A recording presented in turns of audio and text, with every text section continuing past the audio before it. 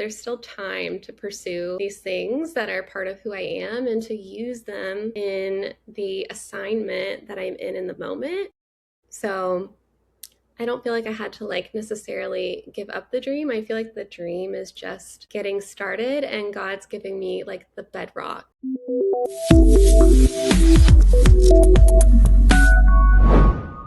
Welcome back to Answer the Call podcast, where we help Christians faithfully discern their calling and then land a job that's aligned with it. Today, we have another client success story, and I am joined by the lovely Sarah, who recently landed a new role as a Content and Events Strategist, and it came with a 73% salary increase, which is amazing. That just makes me feel all the good feelings for our friend Sarah here. So her journey, it had all the ups and downs, it really did, but the Lord showed up through it all. So I say, let's just get straight into it. Sarah, I'm so excited to have you here, and welcome to the podcast. Thank you so much, Audrey. It's so good to be here. And yeah, wow, it has been a journey. It really has. So let's actually provide some context to the listeners for why we're saying that. When you first came to the cold career, I want to say coming off a season, but you were kind of still in this season of a lot of career pain and instability. Can you share a little bit more about what your career journey had looked like leading up to the point of us working together? Yeah. Oh my gosh, where to start? I guess the most recent would have been when I started working with you guys. I had been unemployed for almost 8 months. I'd taken a little bit of a step of faith for about 2 months trying a new career path. It ended up not being the right fit. So that was kind of what led me to seek out some, extra help. But prior to that, it had also been pretty bumpy. I started my career in sales and then pivoted into marketing for a big tech company. That was great, and experienced a layoff, as a lot of us do in tech. Um, After that layoff, I went to work for a hybrid publisher, actually, through kind of a serendipitous connection. That was also another layoff. And then flash forward to I pivoted back into traditional marketing for a tech startup where I was there for a year. And if anyone's familiar with the startup world, they know that funding is, a little bit up and down. They were in their Series B and they ran out of it. So the marketing team was the first to go. So that kind of brings us to that 8 month stint. And I went to UVA for my undergrad and I'd majored in psychology. So I thought maybe I would want to pivot back into something psych related. I have a family member who has Asperger's, so I thought ABA therapy might be interesting to try. Went and did that for, gosh, it was almost 2 months. I decided to be an RBT, which is a registered behavior technician, and learned very quickly that was not the path for me. So that led me to reach out to you guys. Yeah, and okay, There's a lot of questions. I have so many questions. Let me order them in a way that makes sense. Tell me, what emotions were you carrying with you, or what were you feeling at that time? To some degree, I do feel like I had numbed myself a little bit, but when I started undergoing the process with you guys, it allowed those feelings that I had pushed down over the years to kind of come to the surface. As you know, we had a few emotional calls, but yeah, I think anger was probably one of the more prevalent ones. Anyone who knows me knows I'm pretty peaceful and I like to keep the harmony going. So I think it would surprise a lot of people to know how much, kind of just like grief, like a mix of grief and anger that I held under the surface of all those feelings from the past few years of just going through all of the transitions and just asking God, why me?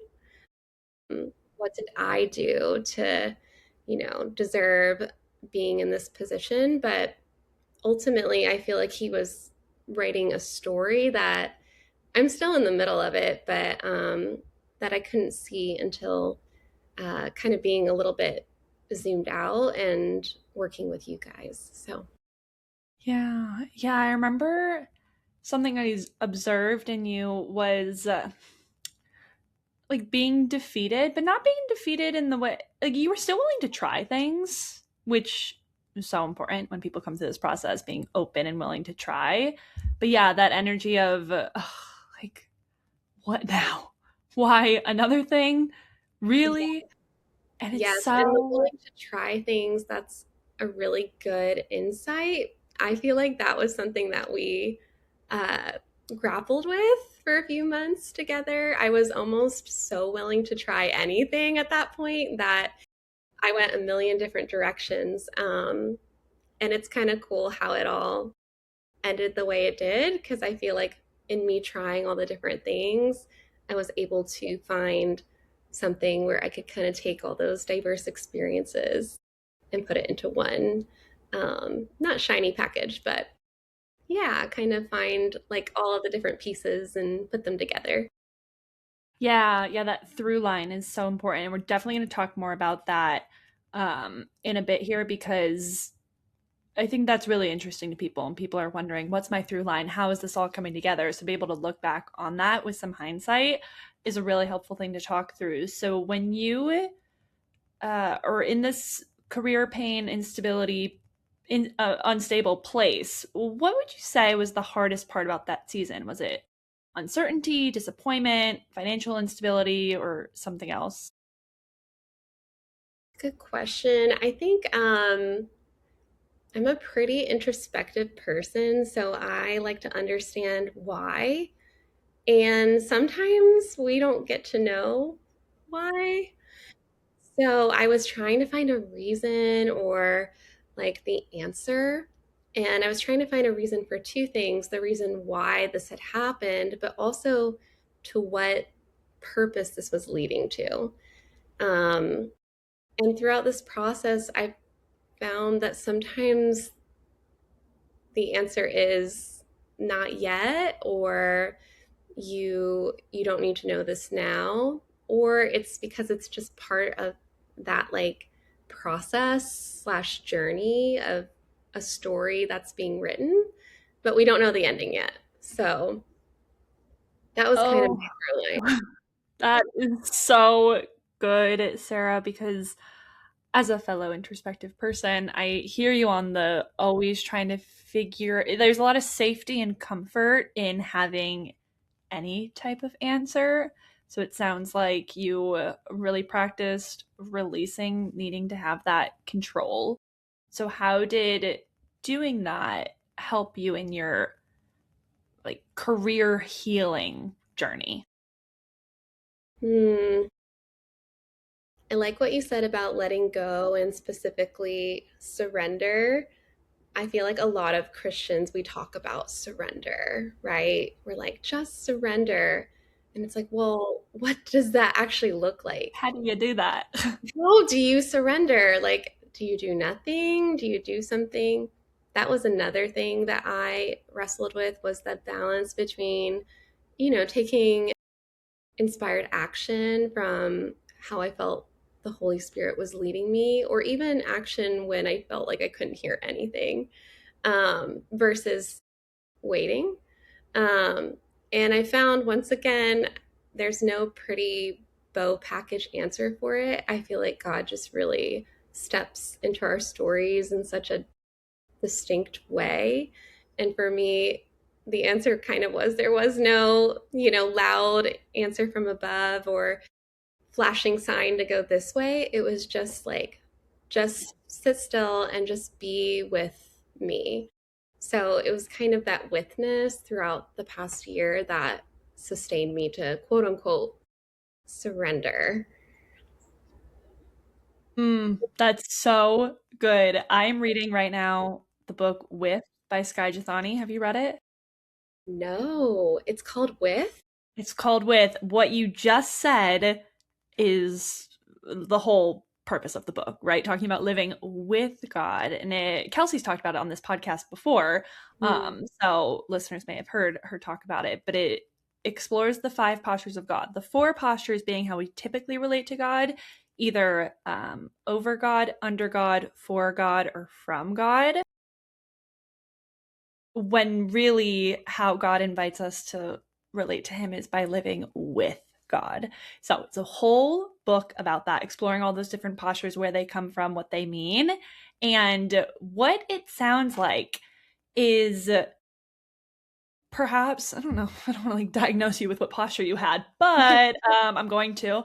Perhaps you were living in a from God mentality with the language you used of why is this happening to me? Why is this happening to me? It puts us at the center of the universe. That's the living from God, believing that he exists to satisfy our desires or take care of us, which has some truth in there, right? That he wants us to he wants to satisfy desires, and desires are good and they're not bad, but it places it over. It's the primary. It puts you primarily in the center of the universe, versus living with God puts him at the center of the universe, and it becomes all about discovering him and communing with him, which is exactly what you just said was part of your healing journey, realizing, oh, maybe it's not about what the job is, it's actually about just like finding the Lord in all of this. Yes, I could not agree with you more. Like the process for me was just God being like, I need you to sit down and be with me and just wait, surrender, trust, see me in the small things, and stop relying on an outcome and just kind of be along for the journey. So, yeah, it's not easy, but the timing of coming to you guys and the Lord kind of, instead of blowing open a door for me, he kind of gave me exactly what I was going to need, literally, Give you just to your daily bread. he gave me my daily bread, quite literally, like we were scraping by, but he still provided every last penny that I needed down to the exact dollar amount. It was just kind of wild how he came close and just allowed me to be with him and process all that had happened over the past few years, with all the different pivots and job losses. Wow. Yeah, this, oh, actually, a quick comment on that. Wasn't it, didn't you sign up for this program, you paid for it, and then your tax return was like the exact amount or I something love like that that? story. Yeah. Yes, I had actually thought about hiring you guys years prior, but really hesitated, had a lot of fear.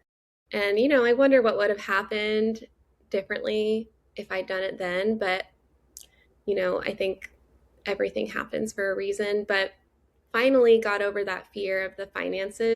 Didn't make a lot of sense at the time to invest something that significant when Mm-hmm. I was living out of my savings. But God really showed up. I filed my tax return at the end of the year, and my state and my federal were both very random numbers, but they came out to be exactly $4,000 back. Crazy. Oh. IRS, come get me. I was like, oh my goodness. Yeah, it just, you hear stories like that all the time, but when they happen to you, it just really puts it in perspective. Yeah. Yeah. Even when I signed up for this program first as a client, that's part of my story for anyone who doesn't know that. I signed up as a client first and then became an employee. And similar thing happened to me where I worked in sales at the time. So my next commission check was covered the entire fee of this program. And I didn't know it was going to. Wow. It's so but that's probably why I relate to that so much. And I love that part of your story because I had a similar thing happen. And then somebody else, another client in the past, had a tax return story too with paying for this program. And hers like lined up, I forget exactly what it was, but it lined up with a verse. So if it was like 4,319, it was like Isaiah 43:19. I just made that one up. But yeah, isn't that crazy? So pay attention to your tax return, y'all. You never know. You just Yeah, never, the Lord could speak through taxes. you really can. Yeah, so he is providing you, or he was providing your daily bread and giving you this, I don't even know what to call it, like a little petri dish to just, okay, maybe that's the wrong way to say it. He's providing you like a a couch to rest and to heal, but you were still taking action in that healing journey. You were willing to try things. You were seeking clarity, but from observing you, it was more of a place, like you were moving into a place of peaceful searching rather than frantic searching. Did you feel that transition? I really did. Um, some of it, this was really funny too. When I started working with you guys, I had felt for some time like I just wanted to catch my breath. So I decided I was going to apply to part-time jobs. And I remember sitting on the beach journaling one day, as one does, you know, and I was like, Lord, wouldn't it be nice to get like some, part-time job for like a little local publisher in Charleston? I mean, there's really only one publisher in Charleston, like traditional publisher. And I guess it's just a matter of like naming it, you notice it. But sure enough, there was a little part-time marketing manager listing on Indeed.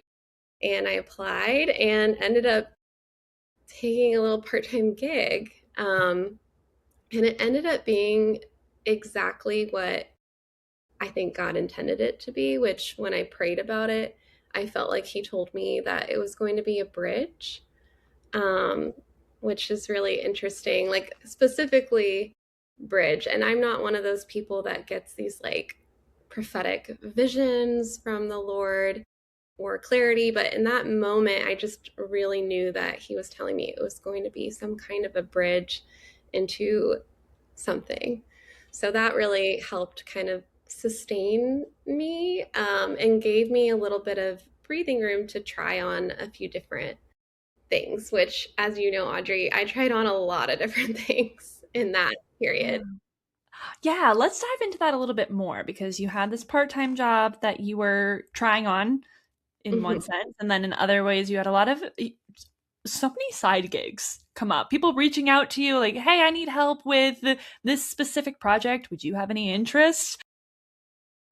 It was like every other week it felt like something new was coming in. So how did you or work to manage all of that, knowing what to say yes to, knowing what to say no to, knowing what, or I guess trusting what would help you figure out your next career moves and knowing what might just be a distraction? How'd you walk through all of that? That's a good question. And to be honest with you, I feel like I didn't get it right the first time. It was definitely a trial by fire. I was in over my head at some points with it, but it taught me, like if you touch a burning stove, you're gonna burn your finger.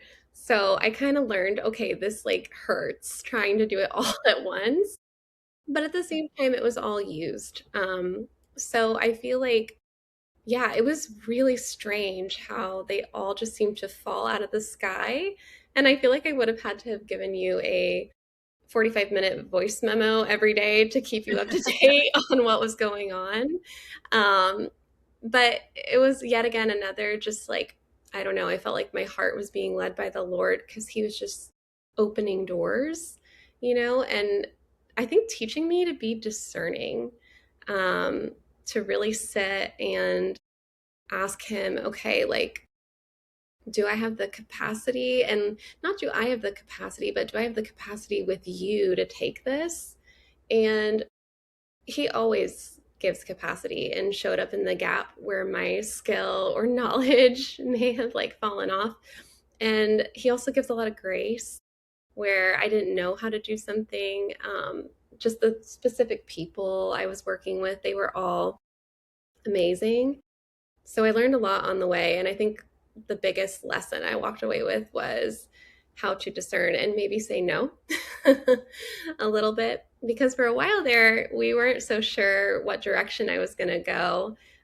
We thought maybe being entrepreneurial, own business was a direction. And that's not an entirely closed door, um, maybe in like a decade. Yeah.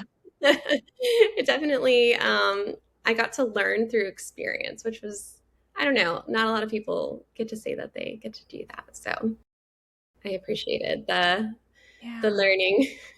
Yeah, and that speaks to what you had discussed about learning to live with God, where you're learning through these experiences and you're experiencing Him and His direction and clarity from Him through the experiences versus sitting on one side of the experiences and choosing, like, trying to have that control ahead of time of which one's going to teach me something. That's the one I'm going to choose. No, you just did it and you learned trial by fire, right? Or trial by error, whatever the phrase is. You were trying all of these things out. And where you ended up through this windy season, right? You ended it in a place saying, okay, I need stability. I need the marketing job. That's what I have the experience for. I'm happy to have tried all these things out. I would like to have some side projects going and doing something maybe in a decade. But for right now, a girl needs stability. So I'm going to do what I know how to do, and that's marketing. How did it feel? Let's start there. How did it feel to prioritize maybe not the dream career? Let's start there. How'd that feel? That's a good question. At that point, I felt peace. I felt a lot of peace about it. I was like, I'm 32. I have so much left in my career, in my journey, and God's timing and my timing are not the same. I don't know if you're familiar with a concept called Kairos or Chronos time. No, tell me Really, more. it's really interesting. The Kairos, so Chronos is like chronological time. So there's like, Monday, Tuesday, Wednesday, 1, 2, 3 p.m., and we kind of operate in Chronos. God operates in Kairos. So there's those like life-changing moments that are for us. Like, I don't know, a big moment would be getting married, or having a child. And the Kairos moments are almost, you can't miss them. So if you can imagine, we're walking through on a timeline of Chronos time, and the Kairos points are like a hotel in the near future. Like you can see it across a beach and you're walking towards it. And whether you run to the hotel or walk to the hotel, it doesn't really matter. You can choose to turn back, but like you're going to eventually walk into it. Um, and I don't get to take total credit for this concept. I think this was like a Jamie Winship podcast, which he's Cool. awesome. We love him. Yeah, big Jamie Winship people over here. Oh my Yeah. gosh, of course he would have this.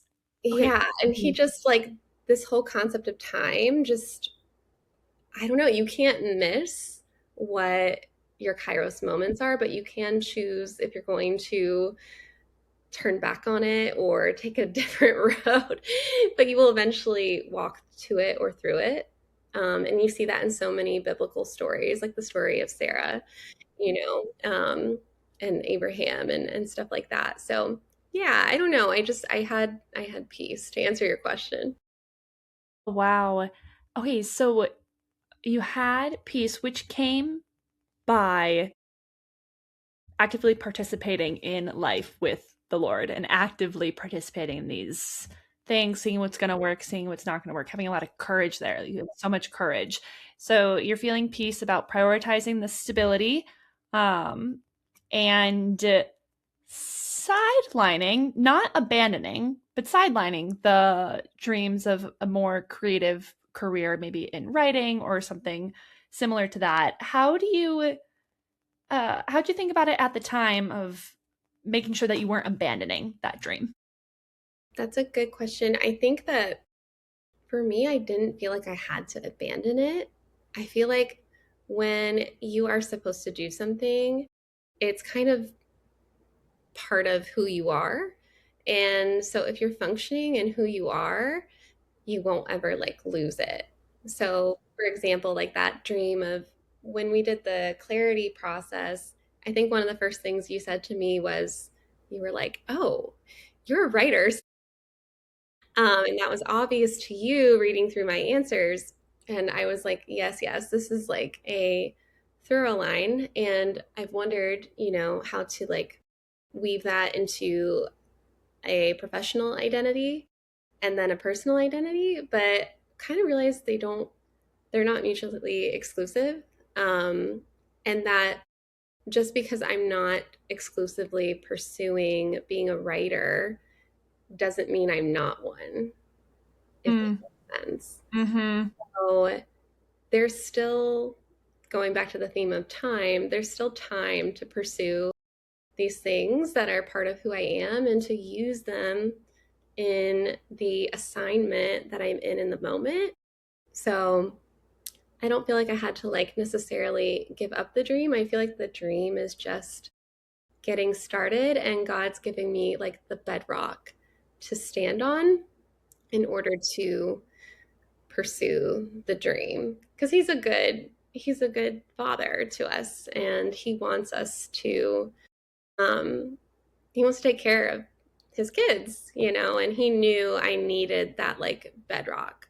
So once I kind of got over my own stubbornness of wanting to just like throw it all to the wind and go live in a hut and write a novel, which you know maybe for some people that's their Just mo. It like wasn't running water. right. Yeah. But yeah, once I kind of got over that, um, I feel like it was really quick, stepping back into like thinking about the professional domain of marketing and where I could go with that. And he ended up giving me more than I could have asked for at the time. So yeah, it all worked out. Yeah, there, I really like what you ended on there. Once you got over XYZ, got over blank, whatever that is for Mhm. the listener, then it was quick. Mhm. And I I said this to you um, before we started this recording, that I've just been contemplating the God that we know is a God of feast and famine. And another way that I've heard that put is he's a God of nothing at all, then all at once. And it really comes down to it comes down to a lot of things, probably. I don't want to be too reductive, but something I'm observing in life right now is that it comes down to having the eyes to see it. And that I think is a really beautiful prayer for kind of what you're describing of like, Lord, just give me the eyes to see everything here as a gift. I've actually said that in a couple podcasts leading up to this one because I'm contemplating it right now. Like Yeah. what are the eyes to see this extremely hard season as a gift? What is that? Can you give me those eyes, Lord? Actually, something that you said at the very beginning of this podcast when we were talking about emotions that you were feeling, and you said anger. And I remember, I think one of my homework assignments to you once was, girl, go have it out with God. Like, we can't have an honest conversation here if you're not having an honest conversation with God. He can handle your anger. Go on your merry way and do that. Yes, you literally told me, I think, to go. So I live close to the beach, which is also a great, to your point about seeing God, like what a gift that in this season of hard, like I'm placed near a place that just brings me so much peace. And I could have missed that. But anyways, going back to what you were saying, I remember you told me to go like take a walk by the ocean, just Yeah. scream it out. No, I'm just kidding. But yeah, and I did. And it ended up, that wasn't just one walk, that was many, many Mhm. prayers, many moments of just being, just lamenting to God.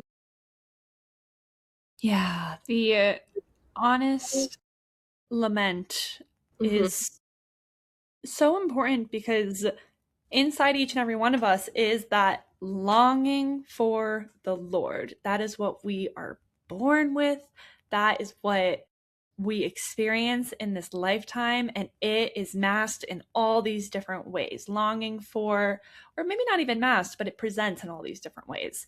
Longing for the career, longing for the relationship, longing for the baby, right? We're really at the core of it longing for the Lord, and to actually just get real with yourself and to be honest with Him is about what you're longing for, how that's feeling, what all of that means, and then asking Him to speak into that.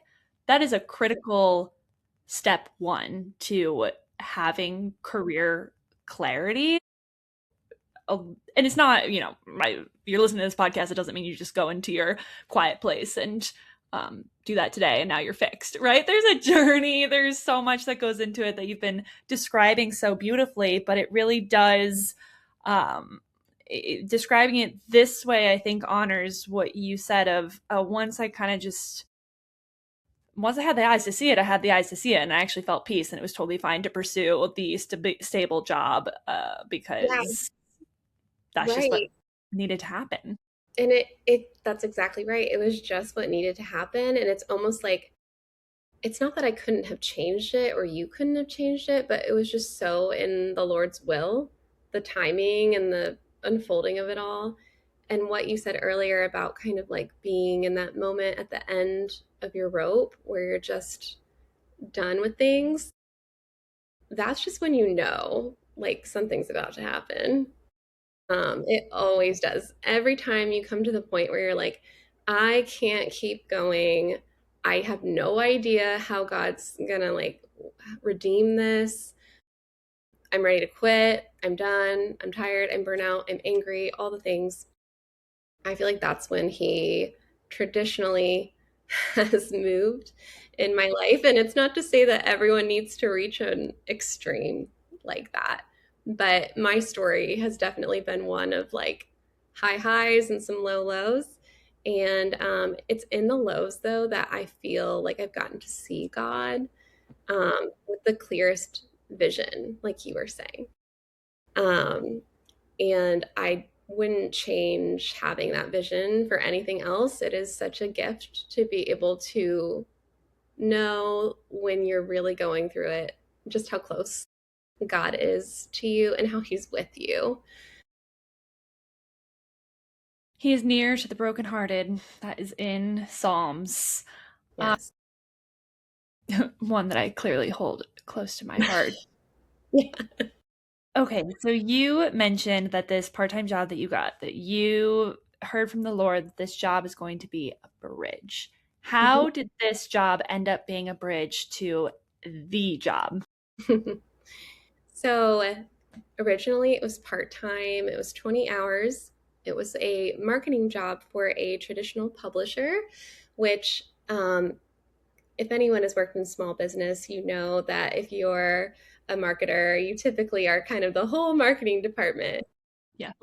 I had this, really unique opportunity to be the social media manager and the publicity manager and the event manager and the email marketing manager and all of the above, basically, for a group of just really awesome authors.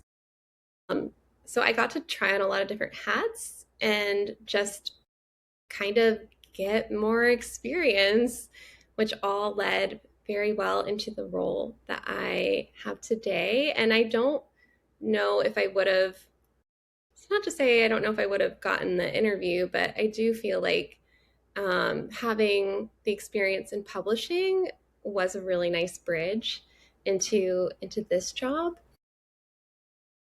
and also just wearing all the hats because I've worn a lot of hats in many different roles, and this was kind of like the little crown hat to all the other hats that I'd worn. Like it was a very tall hat. Um,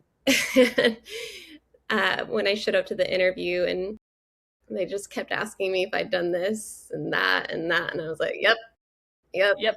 I've Yep. done that." Well, and that is so interesting. I'm so happy to hear you say that because your one of your big pain points was I've always been a generalist in the marketing area and I don't have that specific experience, and that's really exhausting in this job. It's Like there's a lot of frustration there. And then that ended up actually being one of the key things that allowed you to kill it in the interview and actually land this job. Yeah, like my perceived greatest weakness was actually my greatest strength in this That's interview. cool. Yeah, and that was something I know they specifically asked my references about was, all the different things that I was able to do. And my references were able to speak to that. They were like, yeah, Sarah's kind of like, she's like a one woman circus, but like in an organized way. Wow, that's a Yeah. dream. Yeah. But this job, like when I saw it, it's funny because I read the job description and I thought to myself, that sounds like a lot of fun. And I was like, oh, but I could never be the one to get the fun job, you know? Wow. Isn't that funny? Out of all since we're talking about anger, I did like a rage apply, as I'm sure you did with a lot of clients. You're just Yes. like fed up with it. And I was like, it's right before the holidays. I want to like front load my applications before everyone just clocks out. And I did. And I think I applied to like 10 jobs, and this was one of them. And each application was very tailored. So it took a bit of time. Um, but then I heard back from them in January. And what was really interesting, I don't know if I touched on this at all with you, Audrey, but the interview process, just like my um, job process before, was very long. Um, Yeah. but again, like the timing of everything, it just could not have been more perfect or aligned. I started interviewing in January and I'm starting next Tuesday. So it is May 19th today that we're recording this. Um, so it was a long, long process, but I think cultivating that like patience helped prepare me for standing steady through the interview. Yes. Yeah, because, well, I remember I was going back through our emails before hopping on this call, and there was a little line in one of the emails you sent me of, oh, I applied to this job. It seems cool. And then you gave me some more updates, and you got hit with the one of the most, besides getting a rejection, it's like the another devastating email you can get during an interview process about not making a decision quite yet and pushing off due to circumstances. So what did it feel like to get that message? Or maybe you can explain it better than I just did. Can you talk about No, that part of your interview process? that's exactly right. I had gone through all of the interviews up to that point, which was about 3 or 4. And it was going well. And I was really feeling the pressure because there were some financial constraints, at the time, and just really needed, timing wise to step into something new. Um, the last interview, the president, who she was lovely and wonderful, and we had this great interview. We wrapped up, and she said, there's just one thing that I need to be transparent about, and is that we actually aren't going to fill this role until probably April or May due to the nature of our summit, which is end of April. We just wouldn't want to bring someone in before then. It would be a lot to train and execute that at the same time. So, it's weird. I feel like I've been prepared for that moment of waiting, where I was like, you know what, it's okay, because at that point, this is also circling back. It's a very like, I guess there's a lot of puzzle pieces to this story, but the part-time job that I had, they had offered it to me full time and I had accepted. And I'm really glad I did because, again, it was just enough to keep me going and to feel secure enough to keep going. So, yeah, I was disappointed, but I knew that if it was for me, that it would result in an offer. And again, it was a trust fall where I just took my hands off the steering wheel. And I think I was busy enough with my current job and with all my little side gigs that I was healthily distracted, I guess you could say. I wasn't sitting there just like checking my email, waiting to hear from them. Mhm. Um, and they did keep in contact throughout those few months. They asked me for some writing samples, and then they did interviews with my references. So I was in communication with them, which helped. So I knew they were still pursuing it. So it wasn't just like a total blind in May. Radio We silence. woke Yeah. up and we're like, hello.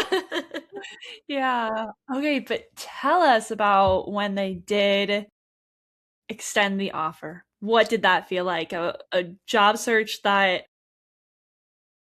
was a long time. I almost was going to say that you've always been in because your career just was so unstable. It almost feels like you were always leading up to this job. 1000%. I feel like I was always in a job search. So it's almost like, once again, God's giving me, at least for this moment, some time to be stable and to not. And I'm just so excited to see what else He lets come into my life creatively, dream wise, just having this foundation. And what's beautiful about this job is, once again, it is kind of like, it's not a generalist job, but I will be wearing a lot of different hats. But I feel like the hats I'm going to be wearing are going to be really fun for me. So I'm excited about that, just to like, I don't know, have some fun and be around some really awesome people who they've made real careers out of working here. It's just, I feel like God's just giving me something to stand on, and I don't know what He's going to do with it, but it is a little bit of a pivot from traditional marketing. So the role is, the title is a Content and Events Strategist, but basically I'll be sitting under the managing editor of Total Retail, and then their co-president, and helping them with just various things like speaker acquisition for the events, Cool. which I'm really excited about. I'll get to do some panel moderation. So I'll get to, do some public speaking, which I'm really excited about. I know a lot of people would think I'm crazy to say that, but Girl, you're going to be good at that. You're going to be so good I'm at that. excited. And a lot of like networking within, they have this amazing community of um, a huge network of women retail executives. So it's a professional network. So I'll be getting to talk to like the president of American Girl Dolls and, CEO of Saks. Like, so fun. Um, and just like building relationships with them and building community with the community, and working with the editors to come up with like the social media content calendar. And it's just like a weird mix of like everything I've kind of done. Um, so I'm just excited. I got my orientation scheduled today, and I was reading through it, and I was just like, ooh, I'm so excited. So great. Yeah, you're starting a week from today Yep. that we're recording the podcast. Yep.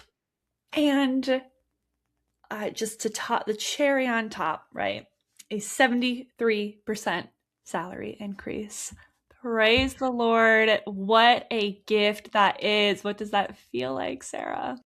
You know, I was waiting to tell the story. So my last interview was actually with their VP of HR, which throughout this process, I'd never heard of that before.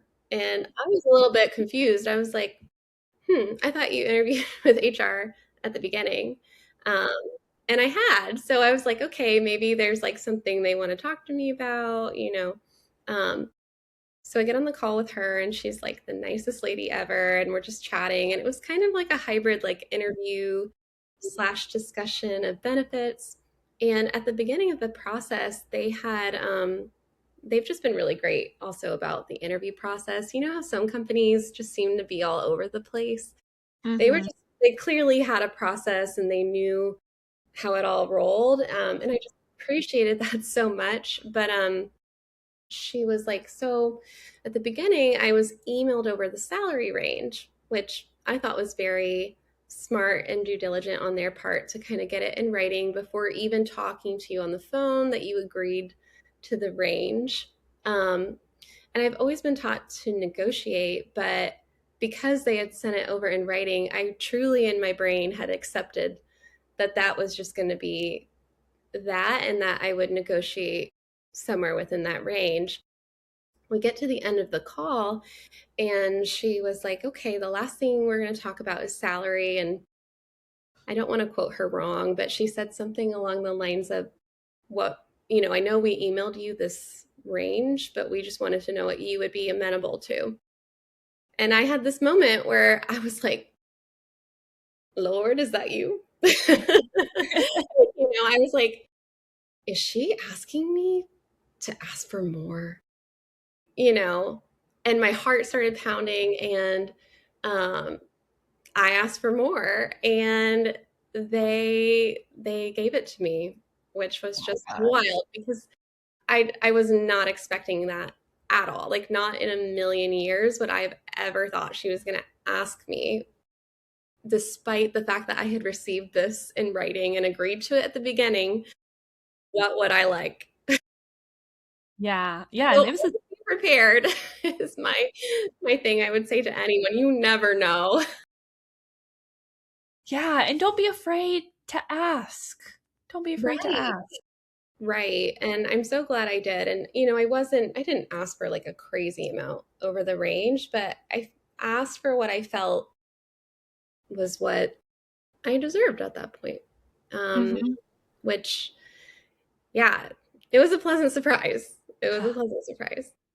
And you had done, to add more context into that, you had done a lot of market research on salaries. We had done that before together to determine what should I be asking for in the first place. So you did have a lot. I recommend that to anybody who's listening. Do Yeah, your research. I think when she asked me, I said, that's a great question. I have been looking at positions from X to Y range in the market as that's kind of where I fall. Hmm. And then she was like, well, where would you place yourself in there? Like upper, lower, she really wanted a specific number, which was a little bit uncomfortable for me, but I got over it and we were able to come to an agreement. But yeah, the market rate tip is so good. And I just really recommend having some kind of range that you can go into a conversation with. Because if I hadn't had that in my mind, I might have completely blanked in that moment and not asked for more. So, Yes, said, oh, nope, that's good. That's good. That's hmm good. And I yep. love what you just said. I was uncomfortable, but I got over it. It is okay to do things when you feel uncomfortable or where there's discomfort. Kelsey actually talks a lot about her belief that you don't need to have peace before saying things or making decisions all the time. Yeah, And I there's a know we lot of, talked about peace earlier, but mhm, I did not feel any peace when I asked for more. I felt the opposite. I felt anxiety. I thought I blew it, but it just goes to show your feelings. We've also talked a lot about feelings, but they're not always the most reliable indicators of what's going on, I guess, spiritually. And that was a good example. And I think that's where we get that discernment to kind of like discern, okay, is this a feeling that I need to like really listen to, or is this an old wound or thought pattern or belief that's maybe a little bit outdated? so well said. So well said. Copy paste. I agree. So, Sarah, think about the person who might be listening to this episode who is in that place of extreme instability in their career. They don't feel like they have their feet on solid ground, and maybe there's a lot of pain, sadness, negative feelings associated with that, as they naturally would be. What advice or what would you say to that person listening? I think if that's your story, I feel like God's writing a really special story for you because you see that in the Bible. Nobody goes through this easy, light, you know, non-emotional story and has something amazing to tell at the end of it, he's writing something very special for you. And you don't have to necessarily understand why. You will see it eventually, but it's just going to take some time.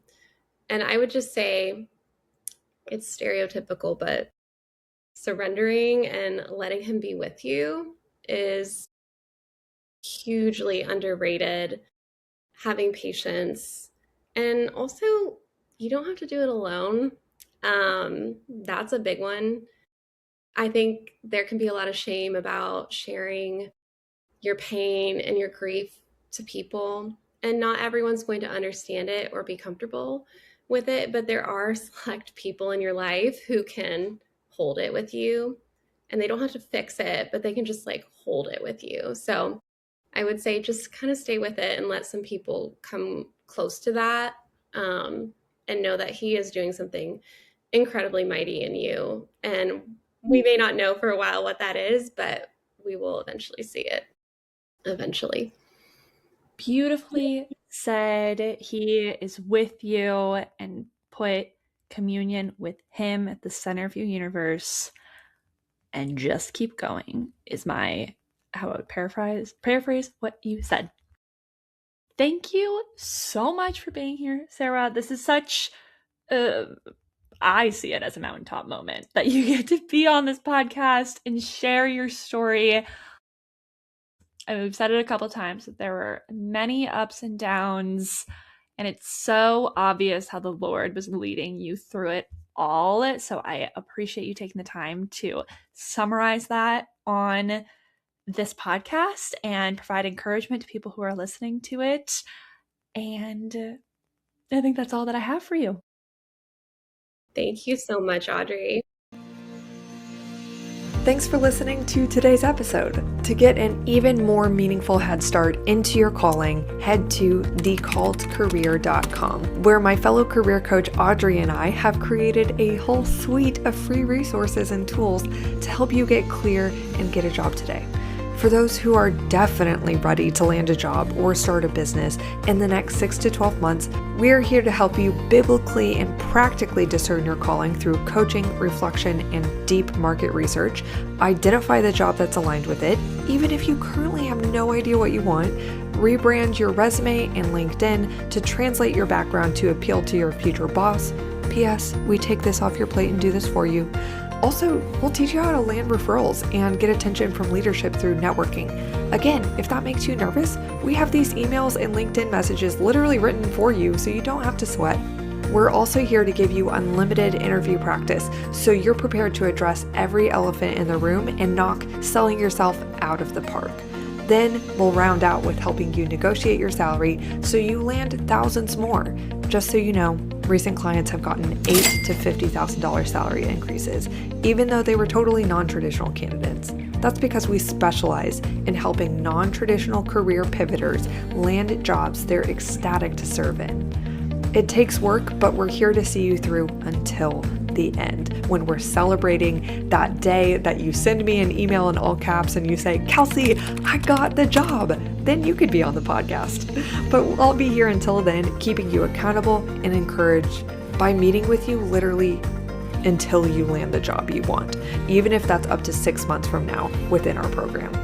Apply to join at thecalledcareer.com, and I'll see you next week here at Answer the Call. Bye for now.